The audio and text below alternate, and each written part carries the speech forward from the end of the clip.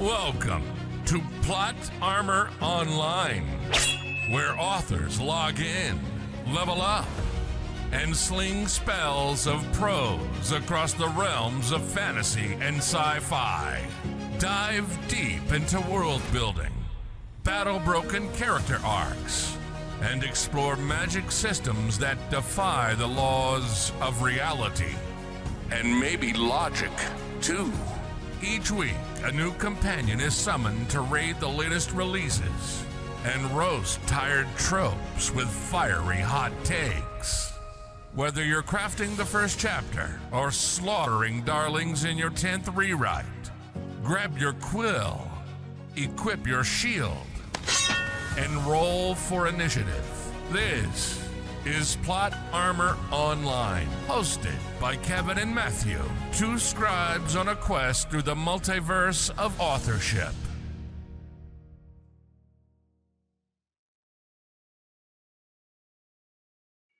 Hello and welcome to Plot Armor Online. This is episode 5. My name's Kevin. We have Matthew here with us. And hello. Directly below me, from across the pond, we have Mr. Malory. Nice to meet you All all. righty. So, normally, we start with a little banter, and I wanted to talk with, how I've been doing like some construction and stuff on my house lately. Like it's almost done, but my house is so dusty. There's wood grain dust and just everywhere, and it's crazy. But it is what it is. We have a little bit of news, and I don't know, Malory, are you doing the anthology with the fellowship this go round, or? Yes, absolutely. Yeah, my story is patch notes from the end of the world. Nice. Yeah, so I was looking at we've got about 18 authors or so that's kind of pending stories in the review phase. It's almost there. We're almost there. So a lot of people are getting finalized. It'll be a great collection of stories. I will say that there is a few Lovecraftian-ish /Poe/ it has to be the monoliths, I guess. I mean, I don't know. Something about that monolithic theme that was chosen that it just kind of like draws out the I'm gonna make everybody go mad kind of kind of vibes. I don't know. I mean, so far I've there wasn't something. Yeah, so far I've seen like Cthulhu related. I've seen like 6 or 7 stories arcs that are kind of in the ballpark. They're all going to be different, but it's like in the ballpark. You know what I mean? But I believe next week's the cutoff for the writing, and then we're finalizing reviews, and then it should kind of progress its way into formatting. So, anyway, let's just move on. So, Malory, let's get to know you. How about you let us know, give us a little bit about yourself, and we'll go from there. Because this is my first time seeing you on screen. I know there's we kind of talked a little bit of this pre-recording, but welcome, dude. Tell us a little bit about yourself. No, thank you. My name's I write LitRPG and progression fantasy fiction.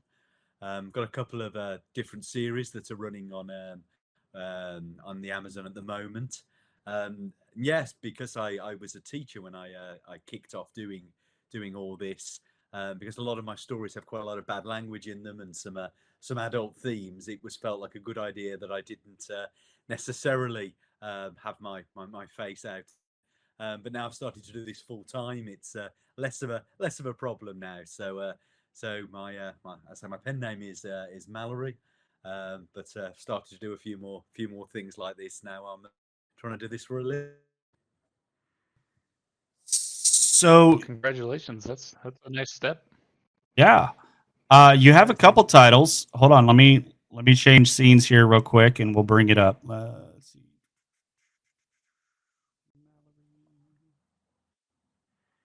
So,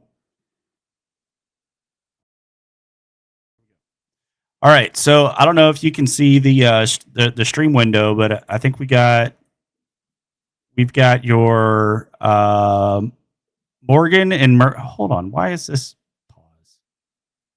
Morgan and Merlin's Excellent Adventures. Yes.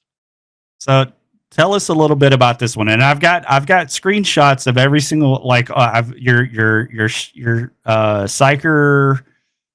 your Psyker books, and then your other one that's I guess coming in January. Yeah, which is like so this series, the one you. Go ahead. I'm So the series you've got there at the moment with Morgan and Merlin's Excellent Adventures, it's an Arthurian portal comedy. So it's following in that sort of Connecticut Yankee and King Arthur's court sort of tradition. So you've got the idea from the modern day portal back their death to Arthurian times. And the premise of the story really is that in the prologue, Merlin is murdered. And obviously, if you know your Arthurian myths, Merlin's quite important for the way that Arthurian myth develops, really. And because Merlin has been murdered in the the last vestiges of his spirit seek out an apprentice and seek out some that they're going to be able to come in and fill in his shoes. And every single time he finds someone there, they're wiped out as well. And he gets to the absolute last possible person that could ever has managed to fulfill the sort of cultivator role that Merlin has for them, and that's Morgan. And she wakes up just being hit by a truck in true isekai tradition, a battlefield, and she's got Merlin's voice in her head. And really, what Merlin has to do is to try to level Morgan up as fast as possible to become someone that can support Arthur as he starts to get ready to take up the throne. And really, your first book that picture of there is Welcome to the Dark Ages. That tracks really Morgan's arrival and the early stages of gaining in power and meeting Arthur and what happens there. And then book 2, which came out a few weeks ago, is the quest for the Dark Tower, and Guinevere is kidnapped, and they have to go and gear up and go find her. And then the last book in this part of the trilogy comes out towards the end of July, I think, which is Quest for the Dark Blade, and the is Excalibur, and they have to go and retrieve from the fairy realm. It's very tongue in cheek. It's very rude.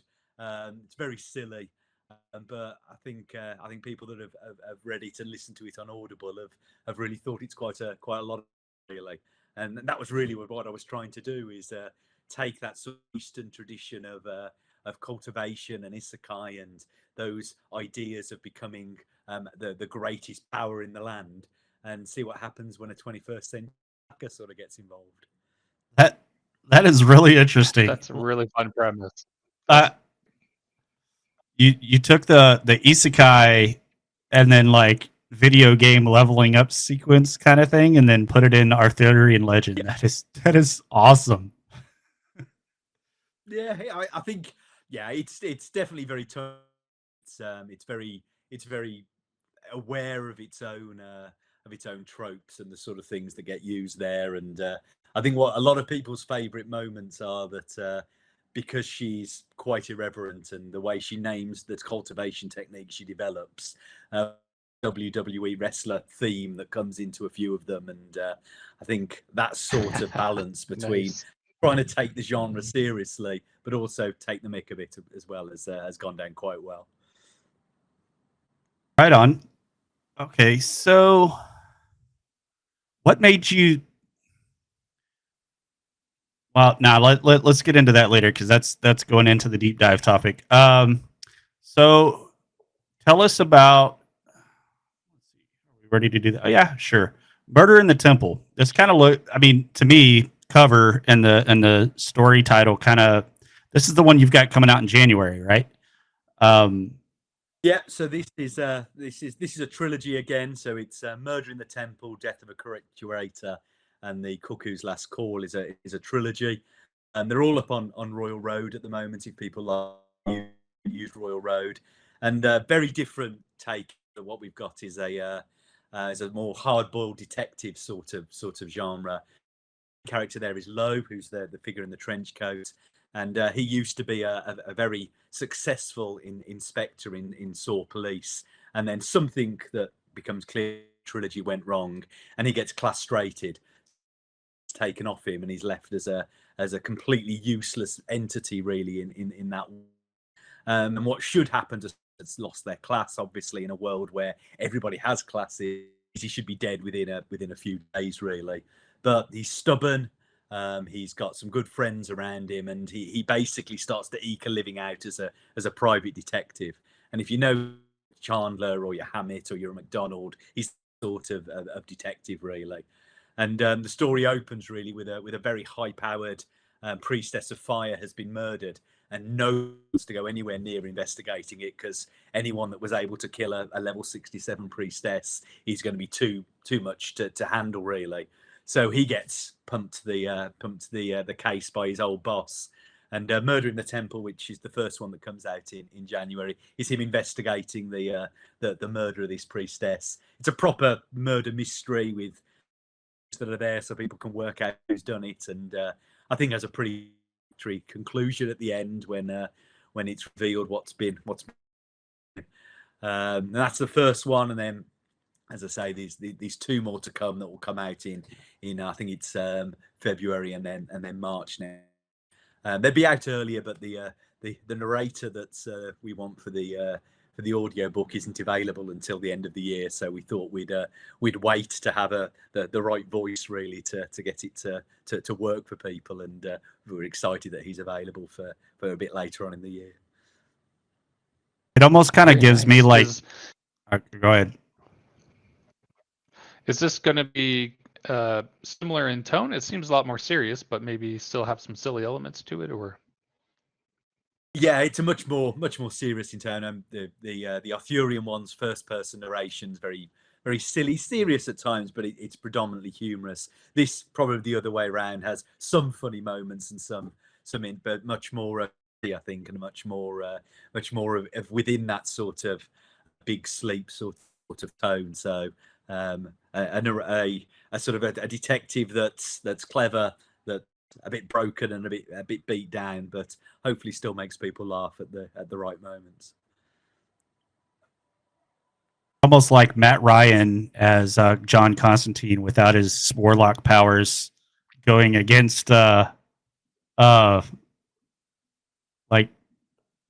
fantasy D&D stuff. I mean, just take him completely out of like DC universe and toss him into Forgotten Realms.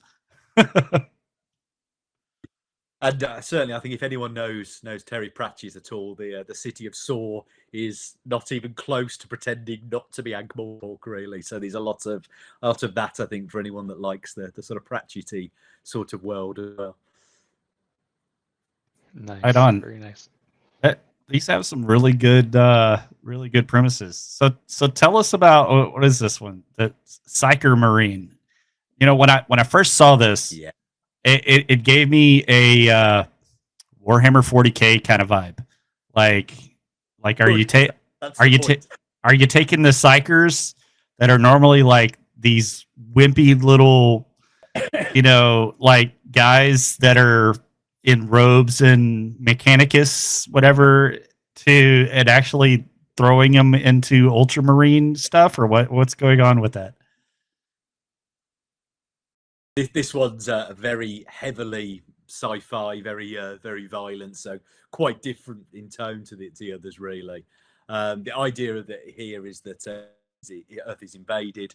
It's invaded by a very unpleasant species that's basically locust, trying to eradicate it. But a nice alien force is constantly trying to push them back and offers to help Earth out to defend itself.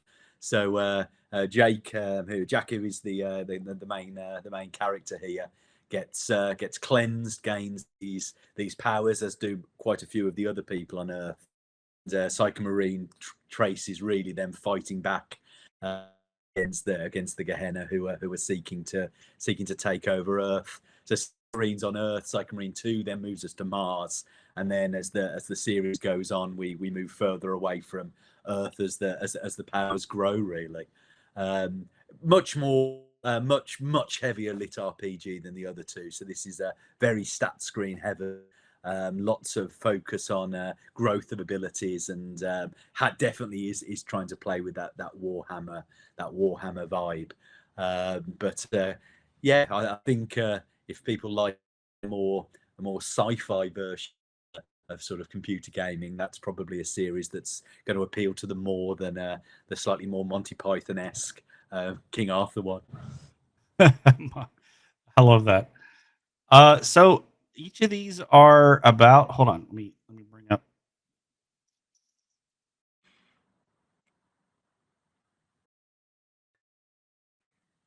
So that says 281 pages for the first book of your Merlin's thing. Are they all about the same size? What's the 5x8, 6x9? What's like? Yes, yeah, so each of them is 100,000 words long. I think there's slightly different approaches by the way the hardback is printed. So I think the ones King Arthur are very small print, whereas if you have a look at Psyker Marine, I think it's around 600 pages, and they're about the same length. So I think it is just a slight difference in the approach to how they want to look on the page. That's the nature of the genre I write in is because the focus is quite often on the audio book. 100,000 words gives you about 11 hours, and 11 hours is the absolute minimum really for the sweet spot for the audience.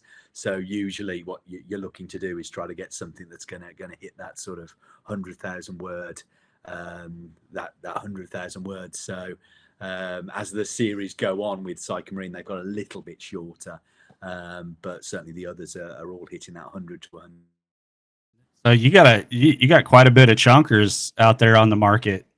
100,000 words ain't nothing to scoff at. I mean, that's a decent sized book. Yeah, but as I say, it is all about the audio book and the sort of the attraction of people who want to use their Audible credits. Really, what you're looking for is something that is going to be accessible for somebody to use. To use one of their monthly credits on, so you want it to be that plus 11 hours, so that people feel it's justifiable for them to use. Really. So I've got your Amazon page up right now, and it looks like the only audiobook. Well, I guess other formats. It's just this is the only one that they've got quick look for you, and that's that book 2. Yeah, they all have audio. Have audio. I think the Amazon page is not always the most effective way of displaying things, unfortunately. But yeah, all of the books have audio connected to them. Oh, okay. And then you're also on. So hold on, I got you on the Fellowship's website and links to your. Almost links to I guess a good chunk of your books. Yeah. I think it's been a good initiative. Malory, why did you pick Yeah, Fellowship's great. I love that they're doing that on that page too. I'm curious what made you interested in LitRPG? I think it was more that I'd never come across it before till about 4 years ago. I think it is now. Just hadn't ever been a genre that I knew existed. I liked the play your own adventure games when I was younger with the Peter Jackson. I think Steve Jackson books. But I didn't know that they had continued on into being an adult really. And someone suggested I had a look at Royal Road. And I logged onto there and started to read a lot of the stories that were there, and it seemed like a very obvious place for me to start trying to write something really. The very first thing that I put up there was the first book in the Arthurian, because nature for the it's good, but it's instant really, and I think that spurs you on really to keep going and to keep writing. And I think because that went quite well and that got quite a lot of notice with it, really encouraged me to play around with it. So you've got the Morgan and Merlin, which is much more Eastern cultivation progression fantasy, and then I thought I'd try something that was much more within LitRPG, which is the Saw Chronicles. And then I was contacted about looking to do the sci-fi one, because there isn't a lot of sci-fi LitRPG, and that's where that one came from really, something that I tried to write before. So they're three quite different players really within the genre, and I think that's been quite a lot of fun to play around with really. Yeah, the different genres kind of pull a little bit different things out of you. Like it, and I think we're disconnected. Oh, yep. Looks like one.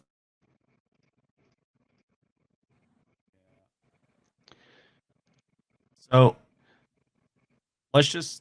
I'm going to stop the stream, and then we'll just continue. Oh, it reconnected. Say if it does it again, let's just stop the stream, and then we'll keep recording, and then that way we have the whole thing, and I'm not trying to bugger it off. I think what it was, I was getting too much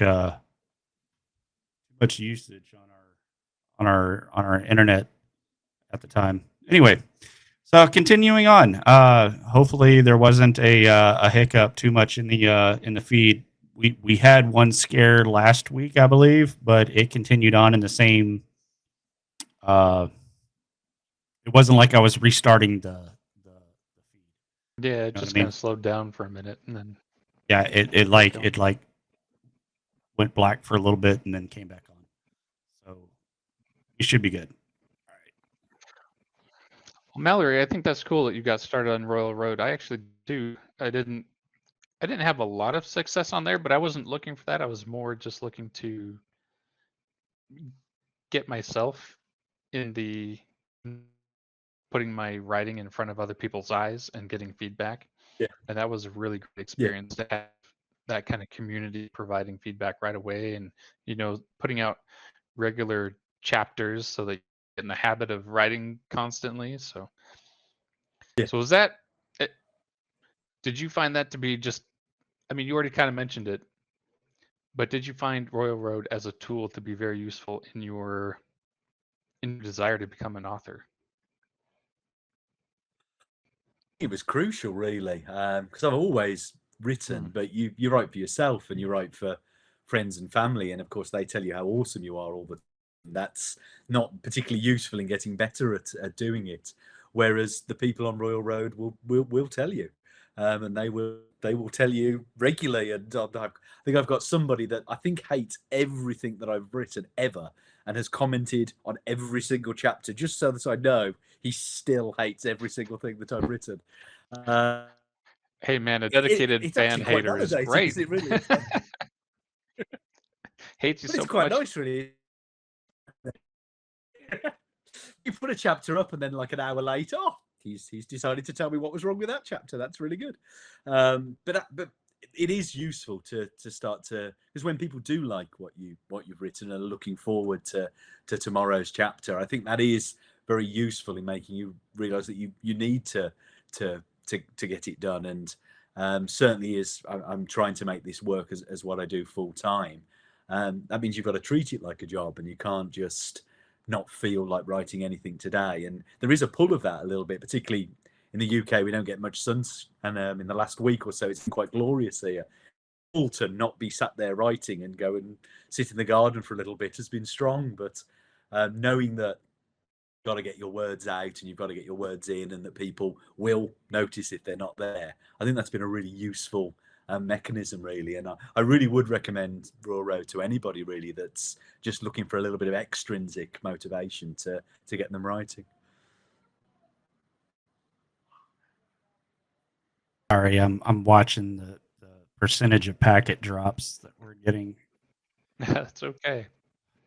I think that's great. That's kind of what our deep dive topic is about today too, is motivation. And so that's right on topic, because having that extrinsic, like you said, motivation is great. Having someone else waiting for your words is Would you just a major say boost to your confidence as well. I totally feel you on the friends and family thing. Like, I sent out probably I had my initial rough draft of the Eldritch, not the Curiosities, but it's the bigger novel that I'm working on, and I sent out like my rough draft to. There was like 14 copies I sent out. Not a single one I've heard back. Probably easily spent like probably $100 or so on postage, and haven't heard a single feedback from it.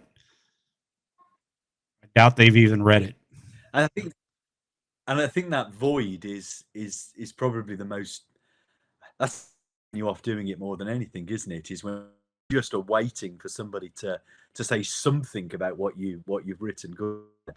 And I think anything where you get instant feedback, whether it's good or bad, at least you know that you're not doing it for yourself. And I think whenever I've stopped writing in the past, or wherever I've abandoned something, it's because you've just got no way of knowing really whether this is something anyone wants to read. Right. And it's almost like it's kind of disconcerting, and that's why I'm kind of glad I found the fellowship too. Found a couple people that I know I can send my stuff to and say, hey, can you look this over, see if it comes across right. Critical feedback, that's the biggest thing, but it has to be constructive. If you just if I put my stuff out there and that's where, like, that the one you were saying, the negative guy. If I put my stuff out there and all you tell me is like, oh, your stuff's crap, like, quit writing. You're not helping, dude. Although, to be fair, you do often get these. It's usually the people who are being particularly critical will pick out something that you'd completely missed. And within LitRPG, your stats matter quite a lot. And I spent quite a long time to make sure that the numbers fine and everything. And when someone picks up that you got a number, quite you said this last time. Why can he carry this and that? You're like, oh, that actually does mess up where I'm looking to go now. So it can be helpful having someone that's trying to trip you up all the time. And I think one of the things we talk about a lot is you have to be very, very open to all sorts of feedback. Even people would like to burn everything you write. So do you have like a rule set that you follow? Or like, sorry? Do you have like a rule set that you follow for LitRPG? Like D&D, 3.5, 4.0, 5.0, or is there some other like tabletop rule set book that y'all follow for that, or that you're following for the how? Or did you just invent your own? Or I think the idea, you try to get something that's familiar enough that people will get what you're coming from, but you also want to be able to adapt the rules to exactly how far you want it to work in your own. So right. Certainly the new thing I'm writing on Royal Road at the moment, hopefully people would be very clear with the way that everything is working, but there are aspects of it that do need me to have completely homebrewed what's going on, so that where I want it to go can actually happen. But I do know some authors that do it fully with whatever happens with the dice roll, and they are very, very, very wedded to have it as. You have the dice roll in the book. I mean, I haven't, because this whole LitRPG thing is like new to me. Do y'all actually have the dice roll? He, he shakes the dice, blows on it a couple times, throws it on the table, and it's a 1. If you've not read any, I must recommend Dungeon Crawler Carl. I think as an entryway to someone that hasn't read it, that is the book, I think, and I think anyone who writes in the genre would say that's the one, and that is exactly what it sounds like. Is you've got a protagonist who ends up in a dungeon crawl, and his existence is against an AI that is very much keeping an eye on his rolls and letting him know exactly where he is at any time. That's a absolute hoot. That is awesome. Like, yeah. So that's the big breakout one. That's the one that they actually are. You'll find hard copies of that in pretty much any store now. So that's one that has totally gone from being an underground Royal Road hit, then self-published by Matt Dinnerman, and is now a proper breakout hit. And they're talking about doing Netflix series and everything. So I think if you've never read an LitRPG, that's the one to start with. And we're all, the success of that, really. Right on. Yeah, the magic system for like my world series that I'm working, that I'm kind of working on, my big novel, and then the Curiosity is not so much, but the big novel, the class structure is kind of based off like Forgotten Realms 4.0, 3.5 and newer, but like can't quite use it, like in terms and names and all that stuff. So I'm just kind of like loosely basing my classes, so like your ranger has the same abilities, but you have to slightly change it just a little bit. The main character is growing up and training to become an eldritch knight, so he has to have sword structure. He has to train in swordsmanship. He has to train in um, Act 2. He starts going into elemental magic and tapping into the void, and there's some a lot of Lovecraftian theme in there with chaos and the void, and I'm not going to spoil it, but there's a main protagonist that's of the Eldritch Lich proprietary.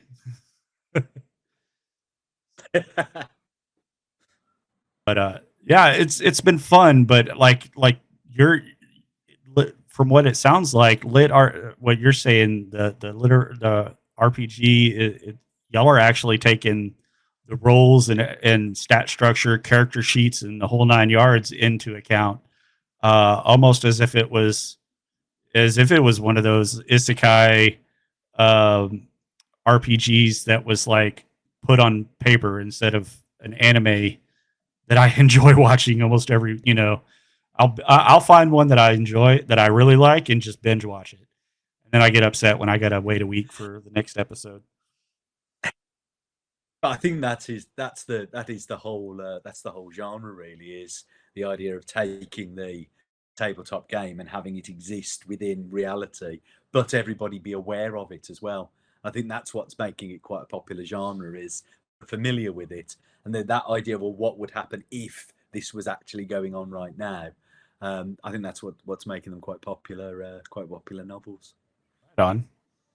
Yeah, I started doing as fan fiction with like EverQuest and World of Warcraft and like Neverwinter Nights, Forgotten Realms. I'd take my characters that I'd play in the game and kind of superimpose them into a story arc of my own design. But anyway, yeah, I never thought of actually using. He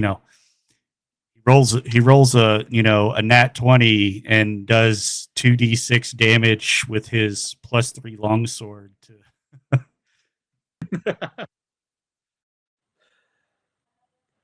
But anyway, so what did I know we already, so I guess you could say we've been touching on motivation as to why you got into it, and I get sorry, there was a whole chunk in there that I was kind of concentrating on the packet loss and when we were things. So I know you and Matthew were talking, and I was like totally out of it. Uh, Okay. You're cutting out a little too, Kevin. so if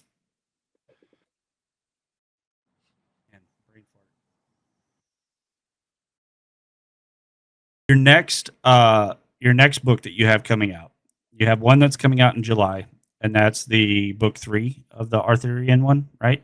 Yeah. And then you have the detective one with the trench coat that's coming out in January. Is that going to be? Yes. And you said it's a 3-book series. You have any outlines or any other books that are on the kind of like horizon that Yeah, be so out there? my new series, which is I think it's about 100,000 words in on Royal Road at the moment. It's called Aggro, and the idea of that is you a guy who effectively been a spy. I think is probably the politest way of putting it. And in the early stages of the novel, he's made a mistake. He's taken a couple of jobs, and he's got a fairly clear idea. People have decided he needs to be gone. So he runs back to his sort of family home. And as he gets there, he's murdered as he arrives in the first couple of chapters, and then he wakes and he is in an entirely new world. But rather than being a rogue, rather than having the sort of skills that he's spent his life developing, he's a tank, and not just a tank. He's a tank that has got -3 charisma, and every time anything comes close to him, he aggroes. So that the idea is whether somebody can go from a life in the shadows, really, to a life being a proper protector. And that's I've had that up on Royal Road for the last couple of months now. So I'm hoping that will carry on, grabbing people's interest, and I can look to bring that one out at the early part of next year. Well, it sounds like you do a lot of writing there, Malory. How much time every day do you spend writing? So my target is to do 8K a day, and I've largely been That's able impressive. to keep. I mean, I think as I said to you when we were talking before, I think if you're going to try to do this as a job, I'd spend 10 hours a day in my previous job. Need to spend something similar doing that here. As I have a deal with my wife that I've got a couple of years to work, and if it doesn't work, then I'm back to what I used to do before. So I'm feeling pretty motivated, really, to make this work. Yeah. 8K Year one's gone all right. 8,000 words a day is insane. And I mean, unless you're like you said, you're doing it full time, but that's like, how long does that take? I mean, how many hours a day are you actually dedicating to your writing? So I'm writing for. I'm trying to do about a 10-hour day, and so far, and that's been about. I have some days, 7 days a week as well. So I am. I'm not sure there's a long-term 7 days a week of 8K, but certainly I think for this first year, it's been something that's been fairly. Again, wouldn't have been dissimilar to what I was doing in the job before.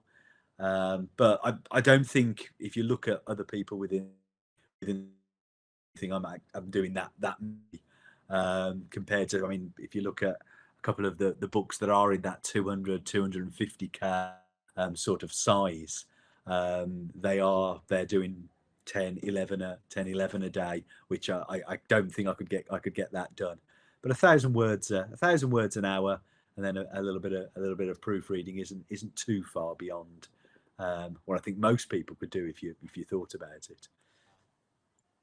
Yeah, I mean, I think Brandon Sanderson said that in his lectures, like he tries to dedicate about 2 4-hour blocks a day, so he gets about 8 hours with a couple hours in between in the afternoon, and then from like 8 to 2 4 midnight, 1 o'clock, whatever in the morning, and it's that second hour, because it takes you a couple hours to get in the zone. And you have to have that dedicated quietness, so you don't have chaos running around and having, wreaking havoc all over your attention span.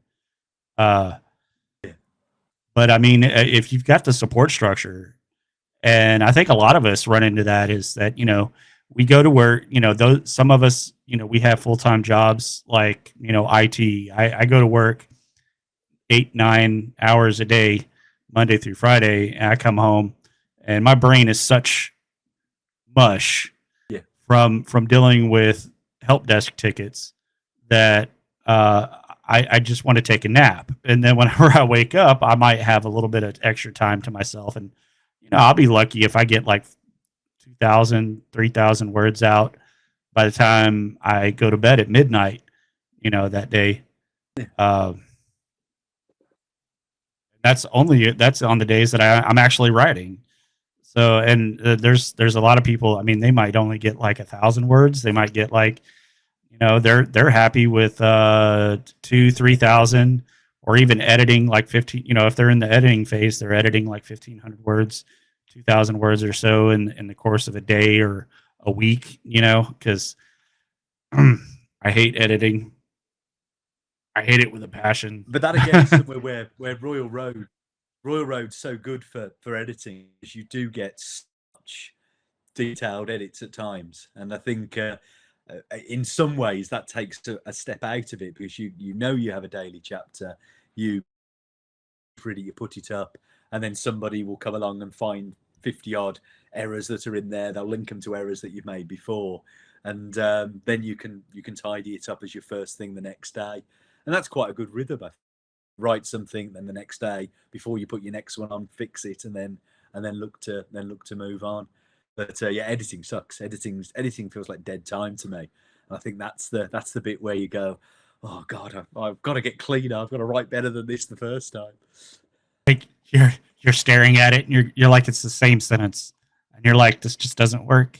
It doesn't work, and you're like. Tapping on your temple, staring at it, and going, this word, and you'll stare at it for like an hour or so, and eventually it might come to you. Eventually, it might not. So you have to like step away for a second, and do something else or whatever. I've taken. I think I took a couple, about a month or so break from Curiosities before I finally decided to go, you know what? I'm done. I'm just going to send it to Catherine and let her do the editing for me. Yeah. And Yeah. and she was great. She was like, it's good. There's like some formatting issues and a couple other things. And I was like, oh, well, so I was staring at it for months, for nothing. But my other one, I'm going to be picking it up here pretty soon. But it's like I just, after I got so, with school, work, and a few other things, there's a lot of problems that when you can't take full time off. Some authors just, some people have that problem. But anyway, so moving on, we've got about, I'd say about 15 minutes or so. I don't know, do we have any chat left? Is there anybody still in chat? Do y'all have any questions for Malory? I don't want to click away because I'll lose packets. And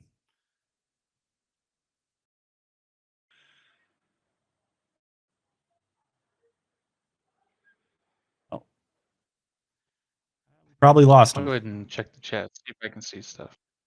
I'm not seeing anything come across the feed. Do you have any questions of us, Malory? What made you decide to run this? Because this seems quite a good way of people getting their sort of stories out to an audience. What was the thinking behind setting this chat up?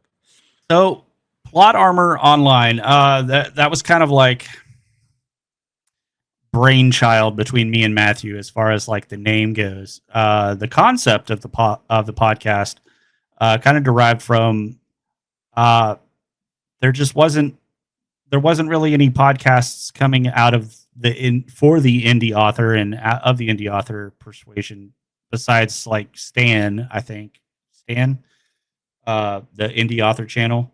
And then there was like a few others that you would get, but there wasn't anything live.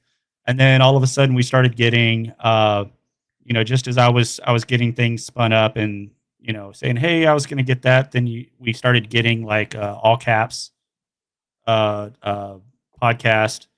And then a few others kind of stood up. And we were just like, you know what? Let's do a different change. Let's kind of go at it at about instead of just talking about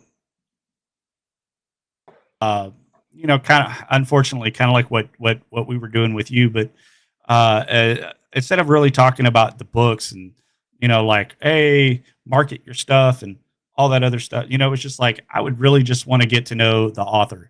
And because so many times things get so hidden or construed on social media, and I see you all the time, maybe, but I might not get a chance to interact with you all the time. And then sometimes it's just like we there's so much more going on social media.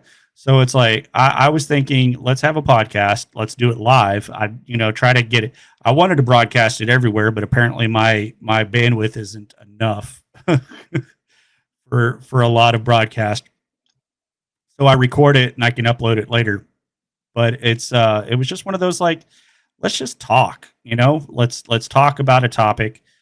Maybe have some fun with it. We could come up with some new concepts. Play on our names. I'm not going to mention that one because I don't want the stream to drop. Yeah. We have cursed. I'll message it to you, but it's a concept that you don't cross of absurdity in your plot armor in your plot armor. I guess that's the easiest way to put it. But we just wanted a chance to like get out there. Let's throw some of our big, some of the weirdest ideas that's out there in writing, concepts, tropes, things that we find ridiculous, maybe have a hot take on it, talk about it, and we'll see what everybody else thinks, because like it's out there. The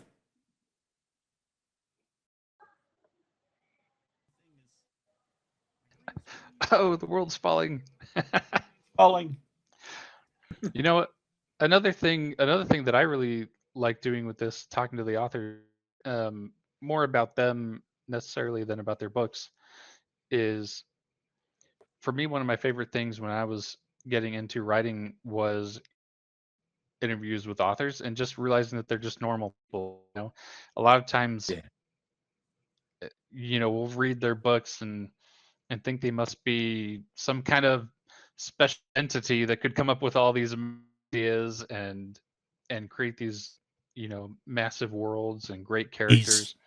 He's then you not meet them, human. They're just John from next door, right? They're just normal people, and you can do it too. And I think that's a really useful thing to learn as an aspiring writer, is that what, if Malory can do it, you can do it.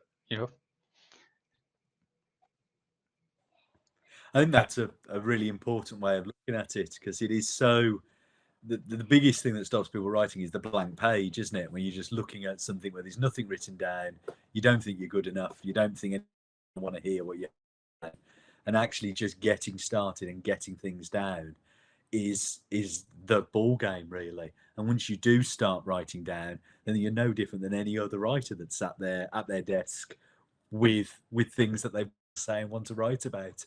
I think as long as you, and as you say, I think something like social media has been brilliant for that, because I follow all the writers on social media, and when you see that, as you say, they're just normal human beings, not refined ethereal spirits, you're like, that's quite cool. They went to the supermarket today, and that's an entirely normal thing to do.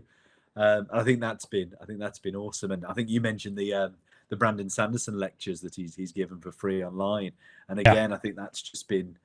They blew my mind a little bit on the, oh God, okay, that's how someone that really knows what they're doing, how they go about it. I've watched his 2021 lectures, and then 2021, 2022 lectures. It was during COVID, during the COVID season. and then he has his 2025 lectures up there now. And I've watched both. They're Yeah, almost watch those as identical. well. Like he talks about a few different things that between the two different ones. And I think the 2025 is the more, obviously it's the more recent, it's the most up to date. Um, but like, he also does like videos like him and this other guy was talking about their favorite Deadpool movie. Like which was their favorite Deadpool? 1, 2, 2.5, which was what Once Upon a Deadpool or whatever, and then you've got Deadpool and Wolverine. And then they're like, I think I really enjoyed 2 more than thing. And they're like, oh no, I really enjoyed Once Upon a Deadpool because it was PG and I could watch it with my wife. Yeah. It's little stuff like that, and you get away. This is a chance for us to, and I've tried to, for our podcast, I've tried to make sure that it's as little. When you get on social media, you have a little bit too much politics. You got a little bit too much of just the real world out there, and everybody tries to inject their agenda onto things. And I want this podcast to be like a safe space. No politics, no religion. Just we'll you believe in what you believe in, and we'll leave it at that, and we just won't talk about it. Let's talk about writing and books and all the stuff that we do, kind of enjoy. That was the concept of it, just a nice place for us to kind of get to know, for today, get to know Malory, and then to next week, or actually we're off next week, but like we've had. There's a few people that I've got on my list, which hold on, I'll put their. So like if you're watching the stream or watching the videos, like some of the people that I have on the show, they've never done an interview before. I think like Brian that we have coming up on July 19th has never done an interview or outside online. I should say online. June 21st. I've read his I was going to say I've read his anthology story. It's awesome. So you should have a lot of fun talking to him, I think. And then on June 21st, we have Haley Anna Marie of the Elementus series. She's on like book 8, and she's never done an interview. I mean, and she's really fun to talk to. I've talked to her in DMs before. It's great, and it's the chance that we get to have some of these newer authors or some of these authors that have been out, and we all kind of know who they are, but they get their chance to get out there and talk to us. That's the idea. I hope we're doing a good job. We get plenty of people to sign up, or we're all the way out until like August. So hey, good job. Yeah, hopefully other people are doing it as much as we are, because I'm happy getting to meet all these authors and talk to them about their experiences and stuff. Yeah, It's been fun. I mean, otherwise I would just be like, you know what? Let's just not do it. I could. There's probably other stuff that we could be doing on Saturdays, like barbecuing or whatever. But it's hot, and I enjoy being inside, and I enjoy talking to people. So. Yeah. Anyway, Right, Malory. go ahead. I have one question I like to ask all our authors while they're on, and that is, and the reason why I ask it to all of them is because it's a little different for everybody, and to hear what you have to say. And the variety is great because, again, it's kind of like getting to know the authors. For new writers, it's good to know that it's a little different for everybody, and that's okay. So the question is this: what do you define as success as an author? I think as soon as somebody gets in touch and say that, yeah. I think as soon as someone gets in touch and says they've enjoyed what you've written, I think that's success. I think as soon as that happens, I think you feel, yeah, that's worked. Very nice. I like it. there's one gag in the first Arthurian book that I wrote, and I think I've had 3 different people do Facebook just to say sorry to bother you, just to let you know I spat my tea out that one. And I think I think that means that book's worked. I think that's my level of success I'm looking for. That's exactly what I was looking for. I was the whole reason why I wrote that joke is to make somebody spit their tea out. Absolutely, that was the whole point. Mission accomplished. That's when you say I hope it was your tablet that you could wipe it off and not the actual book. But got the pages all wet. All right. Well, we are hitting at about the hour point, so let's say we'll go ahead and wrap it up here. We haven't had any chat feedback, so I don't know if there's normally towards the end of the session we would do a Q&A, or I would try to do a Q&A, but if there's nobody in chat, there's nobody to ask questions. So, unless there's anything else that you would like to add to it, Matthew or Malory, we'll go ahead and wrap it up, do some closing remarks, and call it a day. Yeah, it's been a pleasure to meet you, Malory. Thanks for joining us. Yeah, thank you. You both too. It's been a lot of fun. Thank you very much. Thank you for making the attempt to come back on, because I know we were supposed to have you like week 2, I believe. You were the first one up after having Nicole on that was actually going to be recorded. The Nicole's session 1 didn't stream, and then 2, what was recorded didn't have audio. Yeah, I had that problem where clocks and different time zones and just not being that technologically able, I suddenly realized I was supposed to be on, I think about 8:30. So I suddenly saw that I think I'm supposed to be on that, aren't I? Bad times. Yeah. Well, no problem. Don't worry about it. I'm glad we were able to get you back on within a decent time frame, because as of right now, we're booked out on our cast until like August. So I mean, we've got like 2 months full up, and more signing up almost daily, or at least sending me messages. So it was great to have you on the show. I actually look forward to looking into your books. I'm interested to see how it reads in print.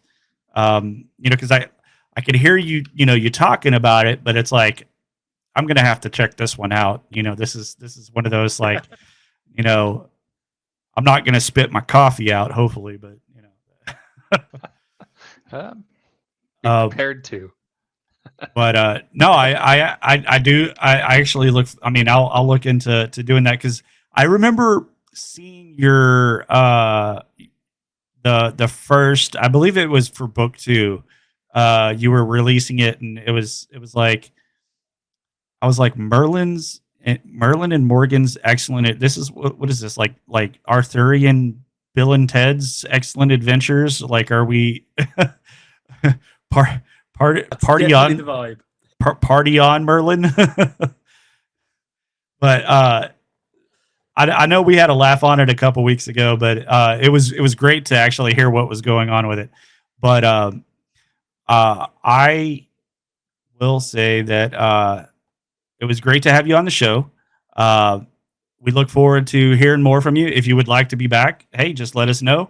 Reach out to us, and we'll see about getting you on if you just want to do a guest spot, or even just kind of be on and co-host with us. That'd be up to you. If there's any particular days, just reach out. We told the same thing to Tyler, I believe. Prominent author in our little community. I wish we had some promos for today, but like I said, X has been kind of being a punk, and one day we didn't have any messages, another day we didn't have any notifications, and nobody's knowing when anything's being posted. I think today I saw somebody was being posted as of like 1969. There was other people that was showing they were posted in 2070. So it's X is all over the place today. Yeah, there's all kind of bonkers stuff. And that might, contribute to the chat too. But we don't really get a whole lot of viewers on Twitch or YouTube. Most of our viewership does come from X, which is where most of the people are. But anyway, so it was great having you on the show, Matthew. Unless you have anything else to say, I was gonna, we'll just wish everybody a good day and have a great and wonderful weekend. Yeah, just keep writing. Yep, keep writing it, and we'll talk about it. How about that? All right. Y'all have a great and wonderful Saturday. All right.